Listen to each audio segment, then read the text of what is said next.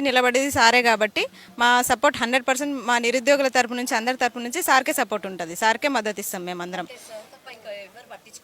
పట్టించుకోలేదు. మేము చూసినాం కదా, బీజేపీ పాలన చూసినాం, కాంగ్రెస్ పాలన చూసినాము, అందరి పాలన చూసినాం, బీఆర్ఎస్ పాలన చూసినాము. ఎవరి వల్ల మాకు న్యాయం జరగలేదు. అంతో ఇంతో ఇప్పుడు మా నుంచి న్యాయం జరగలేదు అంటే ఆ న్యాయం జరగనప్పుడు ప్రశ్నించే గొంతు కూడా ఉండాలి. ఫస్ట్ ఆఫ్ ఆల్ మా సైడ్ నుంచి ఎవరు ప్రశ్నించలేదు. మేము ధైర్యం చేసి కొట్టడానికి పోయినా, అడగడానికి పోయినా మా మీద కేసులు ఇలాంటివి జరిగినాయి. కాబట్టి మా సైడ్ నుంచి దేనికంటే దానికి రెడీ సై అనేది ఒక అశోక్ సార్ మాత్రమే. అందుకే మేము అశోక్ సార్కి మద్దతు ఇవ్వాలని మేము నిర్ణయించుకున్నాం.